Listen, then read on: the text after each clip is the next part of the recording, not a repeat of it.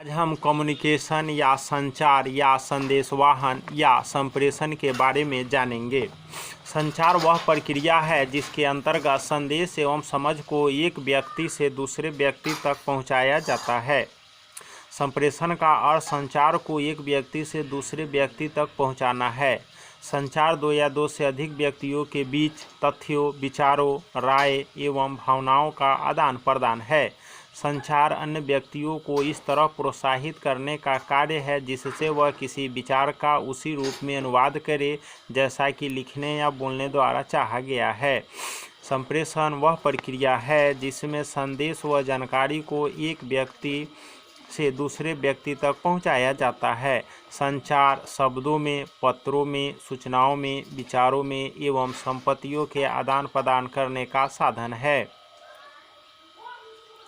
संचार उन सब बातों का योग है जो एक व्यक्ति किसी दूसरे व्यक्ति को अपनी बात समझाने के लिए करता है। इसमें कहने, सुनने और समझने की विधिवत क्रिया निरंतर चलती रहती है। संचार के 3 तरीके हैं: बोलकर, लिखकर और इशारा द्वारा। इसके विशेषताएं हैं: 1. विचारों का आदान प्रदान। 2. संचार द्विमार्गी विनिमय है। 3.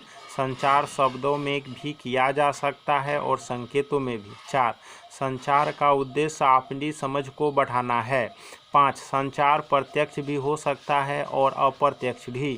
संचार में प्रयुक्त शब्द अलग अलग अर्थ रखते हैं। संचार व्यक्तिगत समझ और मनोदशा पर निर्भर करता है। संचार दो या दो से अधिक व्यक्तियों के मध्य संदेशों, विचारों, भावनाओं, संपत्तियों, तथ्यों तथा तर्कों का पारस्परिक आदान प्रदान है।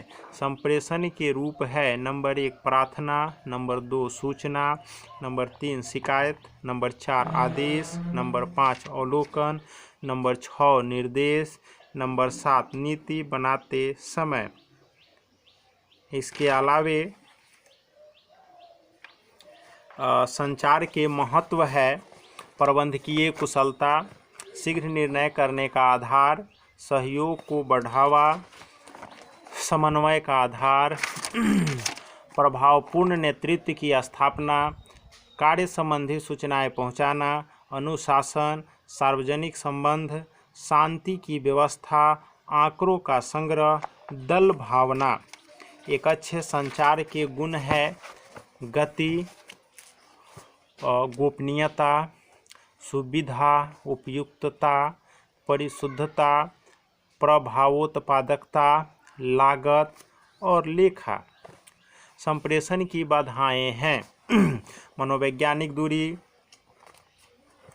संगठन का ढांचा, दोषपूर्ण भाषा, समय का दबाव, ध्यान की कमी, पारस्परिक दूरी, अयोग्य प्रेषक, यांत्रिक बाधाएं, पूर्ण मान्यताएं, अन्य बाधाएं। इसके अलावे संचार के लाभ है या संचार के प्रकार है, जैसे संबंधों के आधार पर, दिशा के आधार पर और व्याख्या के आधार पर। जैसे जनरल मैनेजर सहायक मैनेजर को सूचना देगा, उसके बाद सहायक मैनेजर अधीक्षक को सूचना देगा, अधीक्षक पर्यवेक्षक को सूचना देगा और पर्यवेक्षक कर्मचारी को। उसी तरह से कर्मचारी पर्यवेक्षक को सूचना देगा, पर्यवेक्षक अधीक्षक को सूचना देगा, अधीक्षक सहायक मैनेजर को सूचना देगा और सहायक मैनेजर जनरल मैनेजर को। इस तरह से ऊपर का संवाद नीचे के लोगों तक पहुंचता है और नीचे के लोगों का सूचना ऊपर के लोगों तक पहुंचाया जाता है। ओके।